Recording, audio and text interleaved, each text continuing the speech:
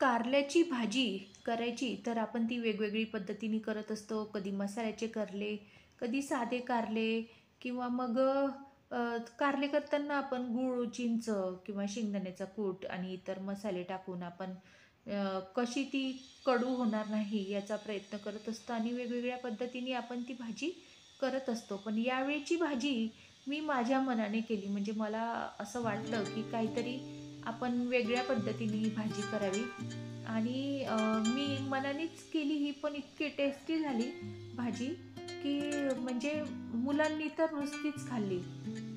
इतकी छान झाली ही भाजी. तर आजची कारल्याची भाजी करण्याची पद्धत थोडी वेगळी आहे.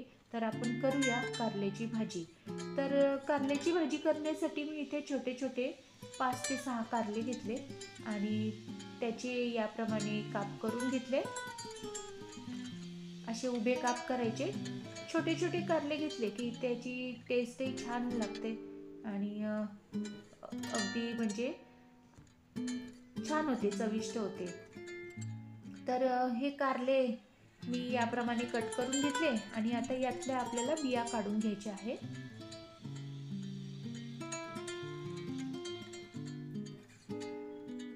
तर मी याप्रमाणे यातल्या बिया काढून घेतल्या. आता या बिया, काढलेल्या बिया आपल्याला फेकायच्या नाही, त्या पण आपल्याला कारल्याच्या भाजीत टाकायच्या आहेत. कारण कारल्याच्या भाजीप्रमाणेच त्यातल्या बिया सुद्धा टेस्टी लागतात. खातेवेळी त्या जे आपल्या दाताखाली आल्या त्या बिया कडू नसतात त्या बिया आणि आणखीनच चांगल्या लागतात त्या. तर यातल्या मी बिया काढून घेतल्या, या साईडला ठेवल्या एका वाटीमध्ये काढून. आता हे कारले आपल्याला थोड्या तेलावर फ्राय करून घ्यायचे आहे. तर मी इथे एक पळी तेल टाकले. आपले कुकिंग ऑइल कुठलेही टाकायचे. आता या कारल्याला मी अगदी थोडं मीठ चोळून घेतलंय. याप्रमाणे मीठ टाकायचं.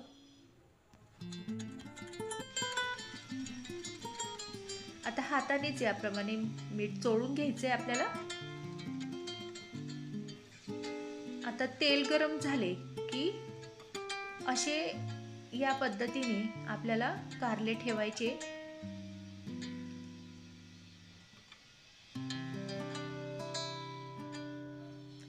लोखंडी तव्यावरची भाजी आणि कारल्याची म्हणजे एकदमच अप्रतिम लागते आणि ही पद्धत वापरून जर तुम्ही भाजी केली तर तुम्ही पुन्हा नक्की करणार, इतकी छान होते ही भाजी.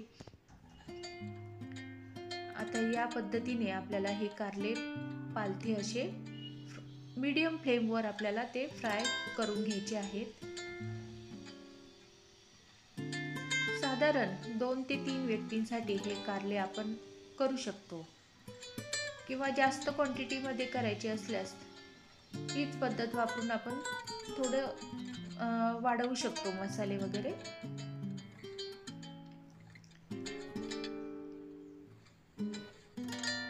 आणि या ज्या बिया आहेत या सुद्धा आपण त्यात टाकून देऊया, म्हणजे कारल्याबरोबर त्या बिया सुद्धा फ्राय होतील. आणि आता झाकण ठेवून मीडियम फ्लेमवर आपल्याला हे कारले चांगले वाफवून घ्यायचे आहेत.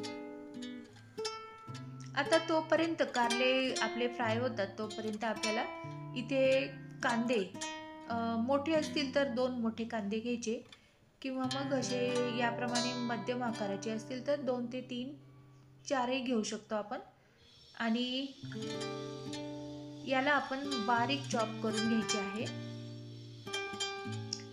सुरुवातीला याचे पातळ स्लाइस करून घ्यायचे आणि नंतर बारीक याप्रमाणे आपल्याला चॉप करून घ्यायचे आहे कांदे.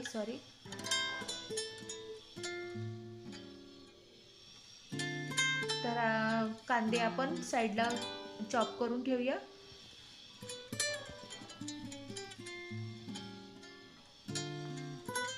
आता आपले थोडा वेळ लागतो पण आपले कारले जे आहे ते अगदी मीन याच्यावरच आपल्याला फ्राय करून घ्यायचे आहे आणि मध्ये मध्ये ते आपल्याला दुसरी साईड पण आता ती फ्राय करून घ्यायची आहे कारल्याची. आता आपण कारल्याला थोडे मीठ लावले होते, त्यामुळे ते म्हणजे शिजताना सुद्धा ते कुरकुरीत होतील बघा. घाई करायची नाही, अगदी कमी आचेवरच आपल्याला हे कारले छान असे फ्राय करून घ्यायचे आहे. आता दुसरी साईड आपली कारल्याची फ्राय होते तोपर्यंत मी लसूण सोलून घेत आहे. एक अख्खा लसूण मी घेतलेला आहे आणि तो सोलून घ्यायचा आणि त्यातच आपल्याला छोटासा आल्याचा तुकडा टाकून हे मिक्सर मधून मिश्रण वाटून घ्यायचं. आता बघा आपले कारले हे छान असे फ्राय झालेले आहेत. आता यातलं तेल निथळून घ्यायचं पूर्ण आणि ते एका ताटलीमध्ये आपल्याला आता हे कारले काढून घ्यायचे आहेत. चांगले कुरकुरीत असे कारले आपले फ्राय झालेले आहे बघा. कमी आचेवर छान होतात ते आणि आपण मीठ पण लावलं होतं, त्याच्यामुळे ते अगदी क्रिस्पी असे झालेले आहे कारले. खूपच टेस्टी होते ही भाजी, म्हणजे कडू तर लागतच नाही. आता याच तेलामध्ये आपल्याला आणखी थोडंसं तेल टाकायचंय आणि त्यात एक छोटा चम्मच जिरं मोहरी टाकायचं आणि बारीक चिरलेला कांदा टाकायचा.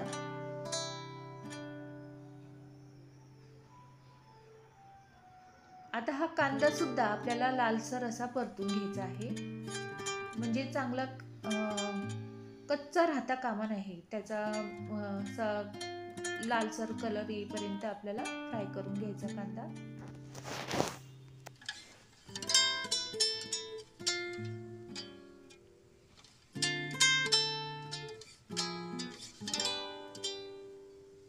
थोडंसं किंचित मीठ टाकायचं, म्हणजे कांद्याला पण चव येते आणि असे कुरकुरीत असे कांदे सुद्धा तळले जातात ते.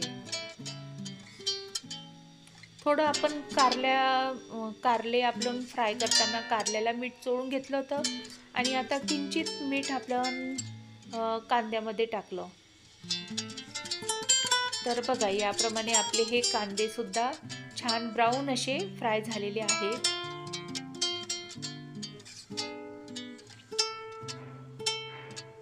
आता हे कांदे सुद्धा आपल्याला एक साईडनी तव्याच्याच एका साईडला याप्रमाणे करून घ्यायचे आणि आता याच तेलामध्ये आपल्याला लसूण आणि आलं जे आपण जाडसर वाटून घेतलं होतं ते सुद्धा फ्राय करून घ्यायचं आहे. ते सुद्धा आपल्याला चांगलं कुरकुरीत असं म्हणजे ब्राऊन कलर येईपर्यंत फ्राय करून घ्यायचं आहे. तर आता आपलं हे लसूण सुद्धा याप्रमाणे फ्राय करून झालं तेलामध्ये. कच्चं राहता कामा नये, म्हणजे ती खाताना जी भाजी आहे ती इतकी टेस्टी होते, तुम्हाला सांगते. नुसतीच खावीशी वाटेल, म्हणजे आपण फोडणीचं वरण वगैरे केलं तर त्याच्याबरोबर ही फ्राय कारली खूपच छान लागतात. आता मी अर्धा छोटा चम्मच हळद टाकलेला आहे यात.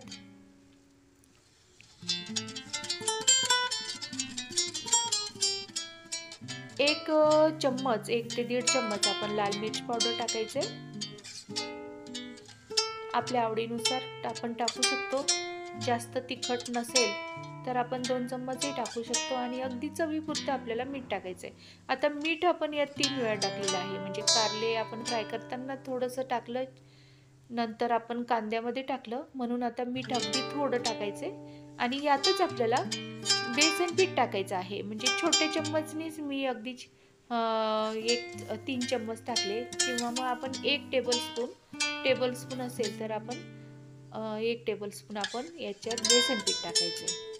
आणि आता या मसाल्याबरोबरच आपल्याला हे बेसन पीठ फ्राय करून घ्यायचं आहे. पाणी अजिबात टाकायचं नाही. बघा थोड्या तेलात सुद्धा आपले हे मसाले पण फ्राय झाले आणि भाजी तर इतकी टेस्टी लागते की परत तुम्हाला नक्कीच करावी वाटणार. इतकी छान होती ही भाजी, कारण याच्यात गूळ चिंच नाही, याच्यात शेंगदाणे किंवा खोबऱ्याचा कूट नाही किंवा कढीपत्ता वगैरे यात टाकल्या नाही, म्हणूनच ती वेगळ्या चवीची आणि म्हणजे काहीतरी वेगळ्या चवीची अशी भाजी होते, छान लागते.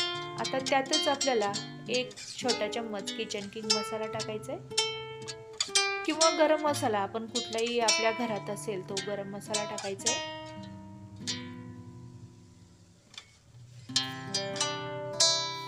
पूर्वी आमच्या घरी कारल्याची भाजी म्हटलं की कुणीच खात नव्हते, पण आता मी वेगवेगळ्या पद्धतीने भाजी करते, त्याच्यामुळे मुलंसुद्धा आवडीने खातात, घरची सगळे फॅमिली आवडीने खातात. आता हा मसाला आपला थोडा थंड झाला की कारल्यामध्ये याप्रमाणे स्टफ करून घ्यायचं आहे.